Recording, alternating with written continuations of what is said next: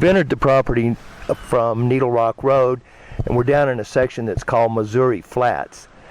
And you're sort of sitting at the beginning of the West Elk Mountains. You've got Needle Rock that's over there that is an igneous structure that is really a beautiful place. It turns different colors all during the year. Sometimes it'll be orange depending on how the sun hits it, to silver, to black, to gray. And it was sacred to the Indians. There is a lot of places around here where you can see the remnants of sweat lodges. People are finding spear points and arrowheads and all around here. Right over here, a little bit to the north and east, is a field that is irrigated by the Shadeland Ditch. The owners of the property just got the Shadeland running after 5 years of disrepair. Last year was the first hay crop off of it in quite some while. It had been pasture, but mostly volunteer. And now it's a wonderful hay field and getting better each year. There's been someone hired to both develop all of the irrigation ditches as well as any of the weeds or anything that are in here.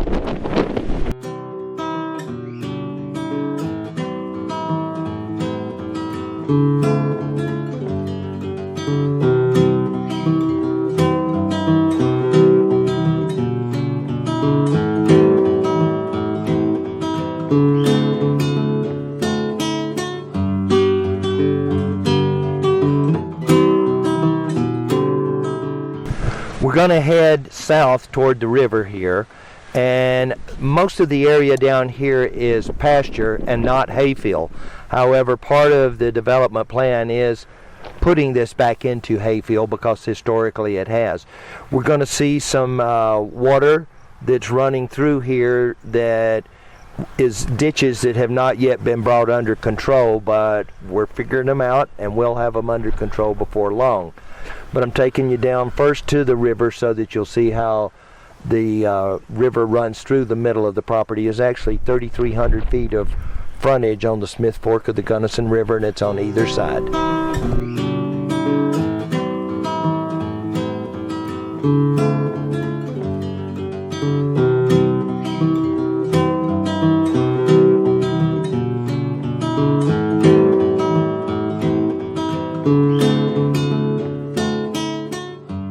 This is an example of some of the wastewater that's coming off of the irrigated fields, and it's just we're putting in a culvert that is not installed yet, but that will control it so that it will dry up a lot of this swampy area that's to your right, David, and that will make these fields that are right now just nothing more than sort of a wetlands marsh go back into production like they have historically been. And that you can see how much water is just coming off as wastewater. The Smith Fork is only about 100 yards to our right from where we're shooting right now, and that water's just going straight into the Smith Fork without being used. But there are places that we can divert these ditches so that it will be used to irrigate the meadows that are straight in front of us that you're going to see in a second. Those are meadows and they are just pastures, but they could be hay fields. It'll take some land planing, but all of that is been thought of and being planned to take care of at a later date.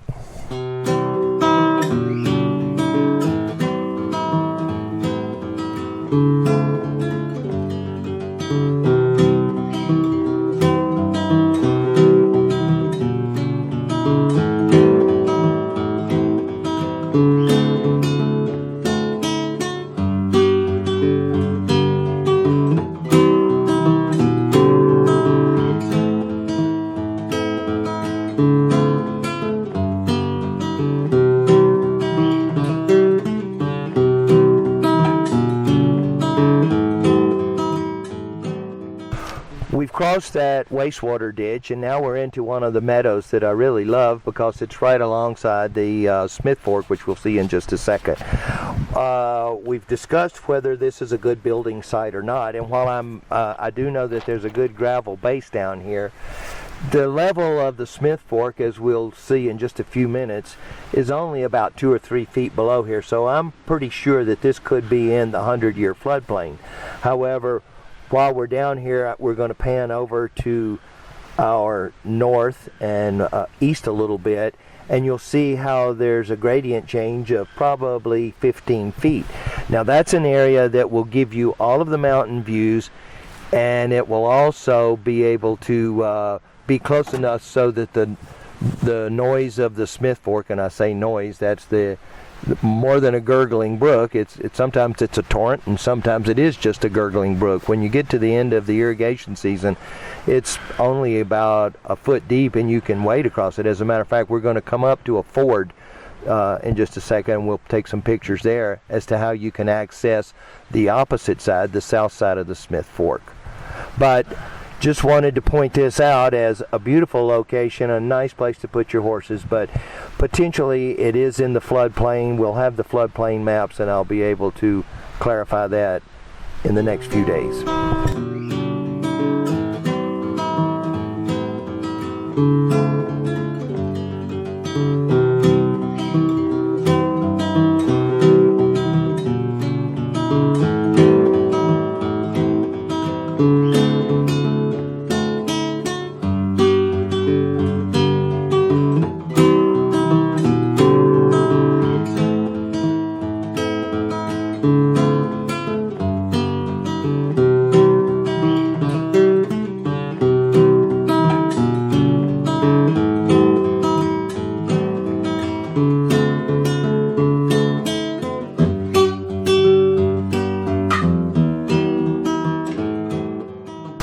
We're walking down to the ford now that crosses the Smith Fork, and this is about medium for how much water comes through here.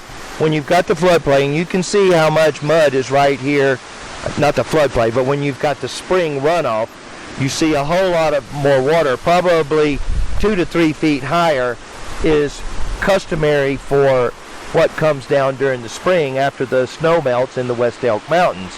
But then the longer the season runs and the more irrigation water that comes out of here, then it becomes a place that you could drive across it. As a matter of fact, we could drive across it right now in the Jeep. There's certain times of the year when you can drive across it in a car. It gets so shallow. Now, as you'll look up and down the river, you'll see different places where little pools are created. That this is where you'll pick up the brook trout that lurk in here. I wouldn't want to tell you that this is gold medal trout water. It isn't, but I could tell you that many's the time that you can come down here and catch your lunch or your supper for the night with little 12-inch long trout for whatever. The previous owner used to break off one of these willows, and he'd keep a fishing line in the back, and when he was tired, he'd just stop and catch a few trout and take them home and clean them for supper. You can see right here the new fence that just got put online. That for a long time there was just a drift fence that went anywhere, tied to trees, and used pushed up brush and whatever in order to make the fence.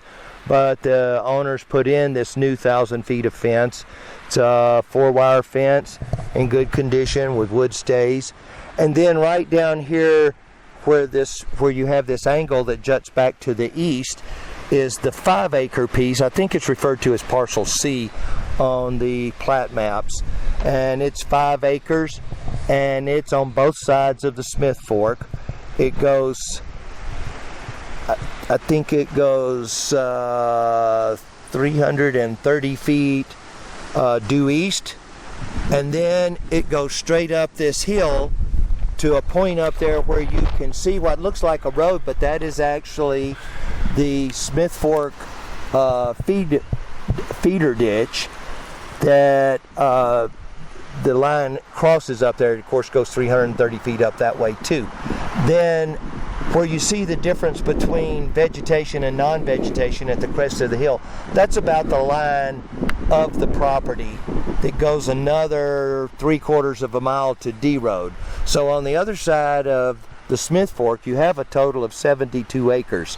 And there's some irrigated land over there too, which we'll see in a second. But we're going to walk down here in a second to the Smith Fork, and you'll see how it looks at this point also. And right here's another part of the Smith Fork, and you can just see how it continues to meander through the property. And you got some little deep pools in here. This is a place that you'd probably pick up a fish or two if you were fishing, and just rolls on down. Beautiful feature to the property. And it's a nice breezy day today. It feels good down here. Occasionally you have elk. There's always going to be deer. There's always going to be all of the rest of the animals. There's turkey that are down here. But some years there's elk. Not every year will there be elk, but you will see elk, and you'll see signs of elk even this year. I've seen some fresh elk sign, and I say fresh being in this year, not fresh like today.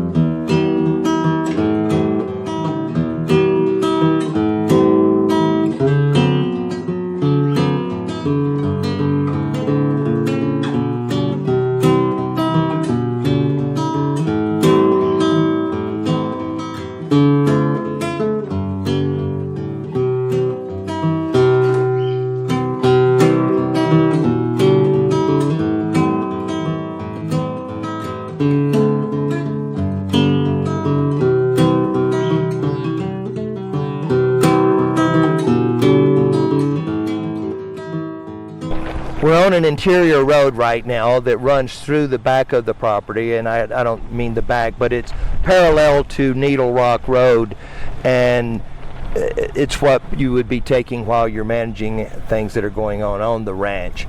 The property, the field that's right there that you're looking at right now is irrigated by the Shadeland Ditch. The Shadeland Ditch had not been united with this property for at least 10 years, if not longer than that, and now it's been put into full production, and it's delivering 0.469 cubic feet a second to irrigate the 25 acres that you're seeing right now. And then as we go along toward Needle Rock, you're seeing the irrigated portion of land that is irrigated by the Wilson Pankey. There's 1.5 cubic feet a second out of the Smith Fork carried to the property by the Wilson Pankey Ditch, which is exclusive to this property, and it is for the irrigation of 60 acres. That's the 60 acres that you're looking at right now between here and Needle Rock. The problem on this property sometimes is too much water, and so consequently we're constantly installing things like culverts, that you can see one sitting right over here, that will be put in pretty soon down by that ford that we made across what I called wastewater. So getting all of the water controlled and directed to where it will be the most productive for the property is one of the goals of the owners.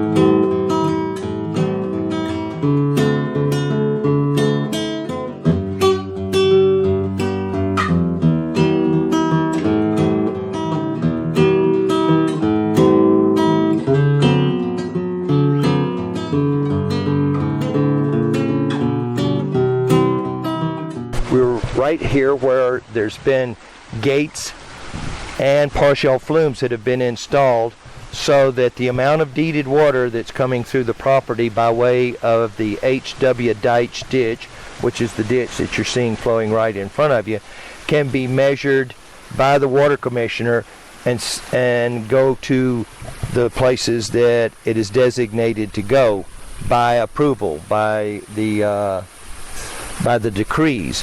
There's several different waters that are in here. I believe in addition to the Shadeland ditch, there's also the Springbrook ditch, and there may even be some young ditch water here that would belong to somebody off property, and this would run down into the Smith Fork, and they take it out of the Smith Fork for properties that are below here. Now, there is a domestic water company. The Deitches put a water company onto this land. I think the decree is back in the 1960s, and it's providing water for about 100 tap holders. I think there's 80 that are currently in use. To keep the traffic for the water company, which is they come down and review to make sure everything's operating properly with their springs and with their filter plant, there's a roadway that will be put in that starts on Needle Rock Road right up to the right up through these trees, and then it comes down below this hillside to their spring plant that you'll see in just a second. We tried to give them the rights to do this at a place where it would be as unobtrusive as possible to the property. We're now looking down on the 60 acres that is irrigated by the Wilson Pankey. Right now you're seeing those two barns where we first entered the property, and that's part of where we turned up on the interior roadway that's you can get between the two houses on. The Wilson Pankey is the 1.5 cubic feet a second that runs out of the Smith Fork. It runs about 1.25 miles down an open ditch that this year we got in and cleaned everything out, and it's now flowing. The Wilson Pankey hardly got even 1/4 cubic foot a second into the property for the past few years, but this year it's now running full force. There was also a partial flume installed and some work done on the takeout of the Smith Fork that is dedicated entirely to this property.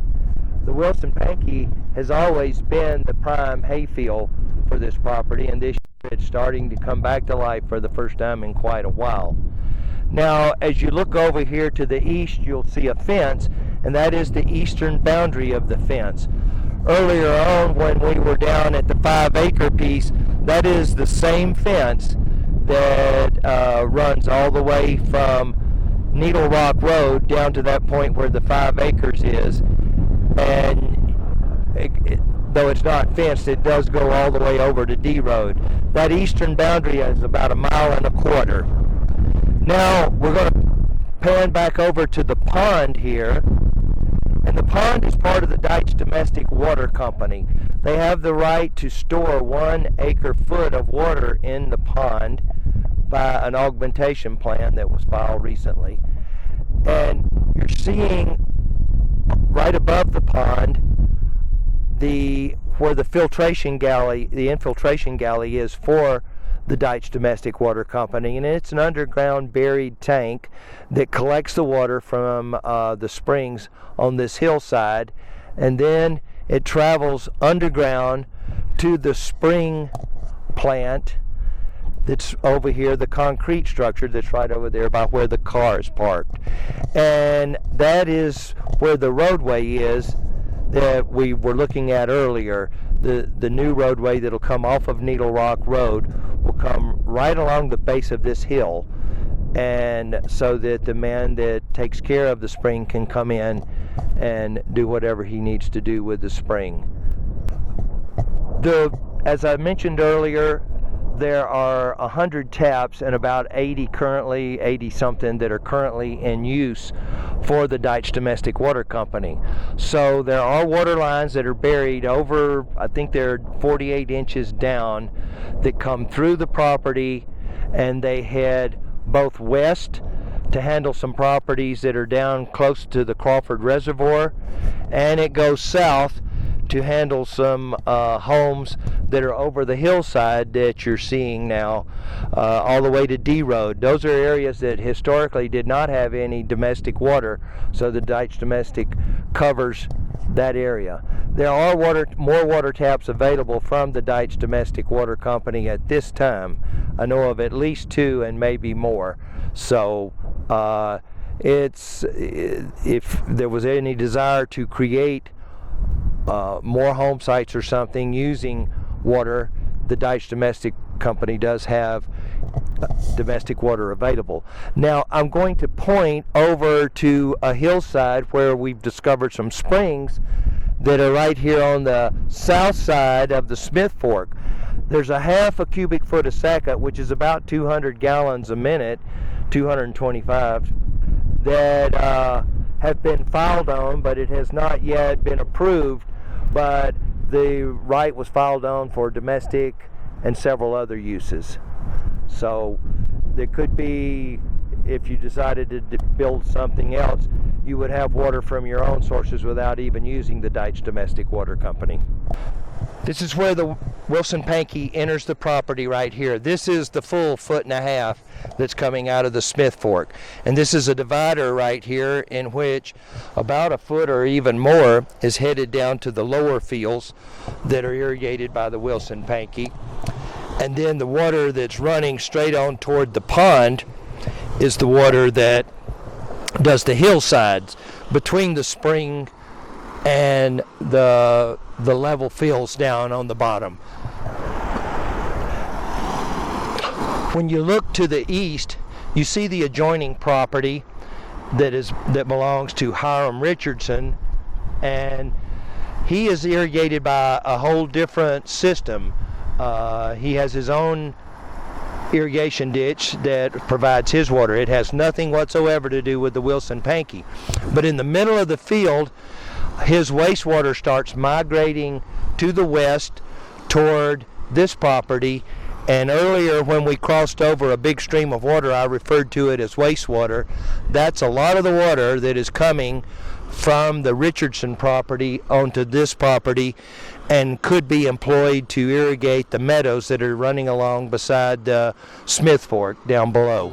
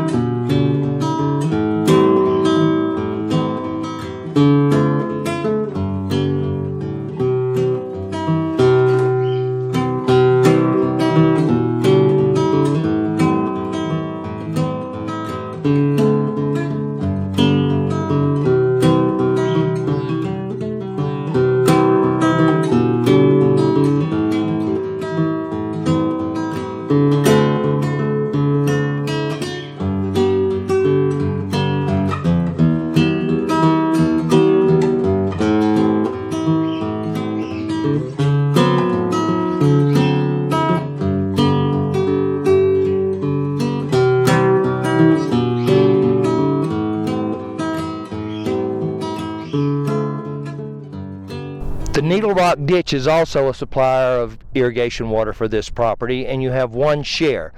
One share of Needle Rock is a lot of water during spring runoff, almost 3/4 of a cubic foot a second, which is close to 300 gallons a minute, but then it backs off to significantly less when the spring runoff is over.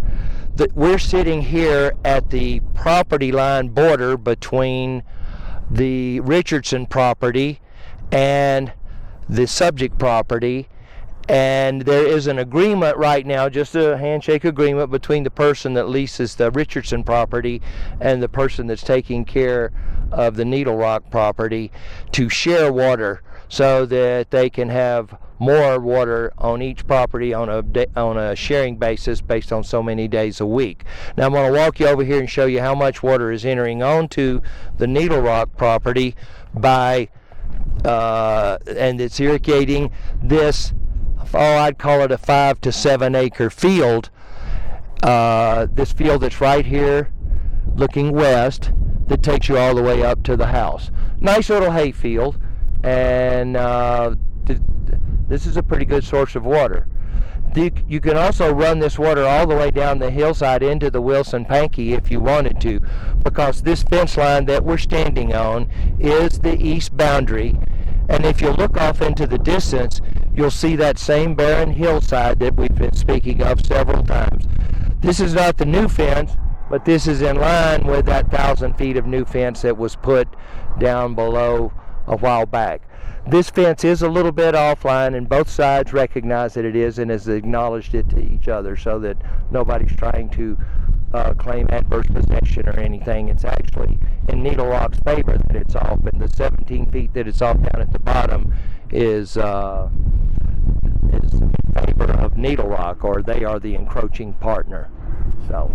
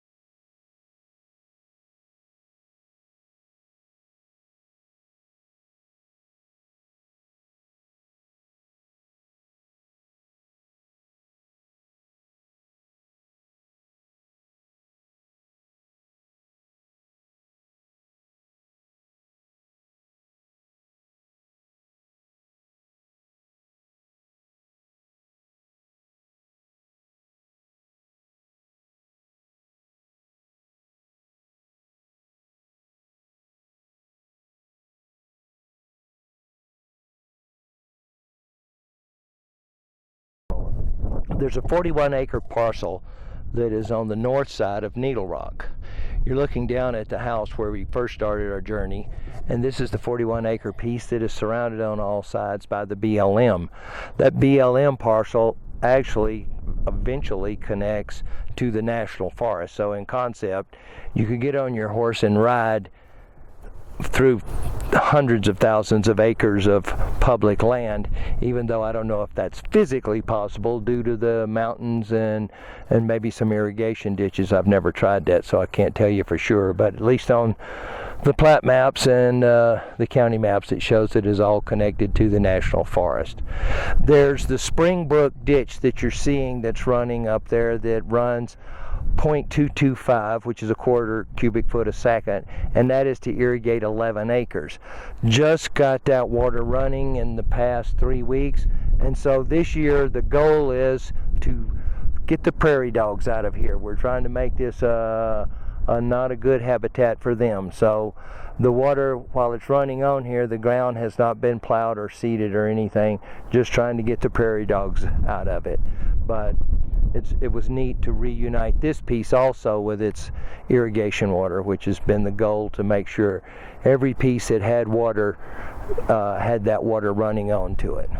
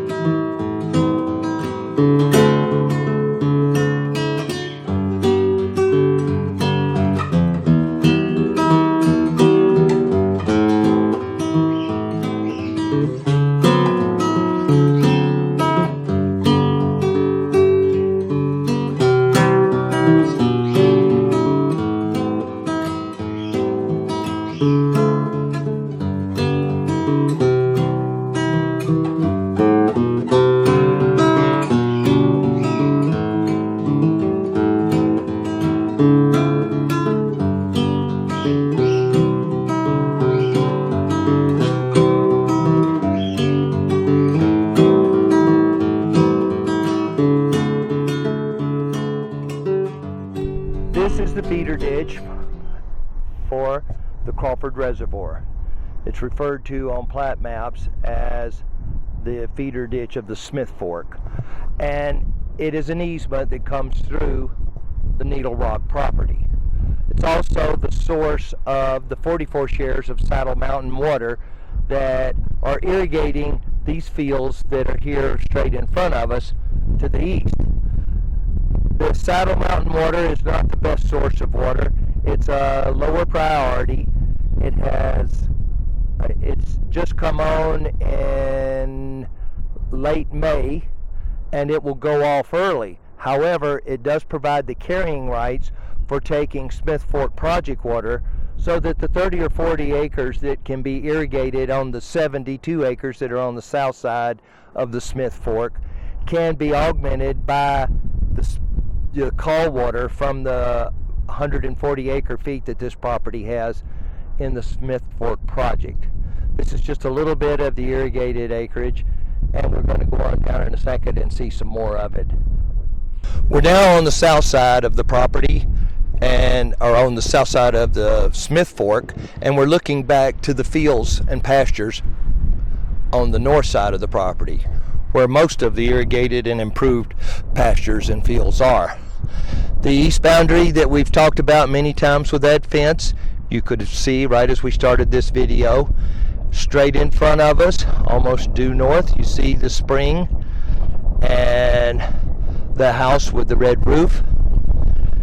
And then as we pan on back to the west, you can see the Smith Fork down here below us. And as we pan to the west, you see the two barns that we came through that are the beginning of the interior road. We can't quite see the first house on the property. We're standing here on the feeder ditch of the Crawford Reservoir. It's called the Smith Fork Feeder Ditch, and we'll take some pictures of that too. That's a Bureau of Reclamation easement through the property, and that's what fills the Crawford Reservoir.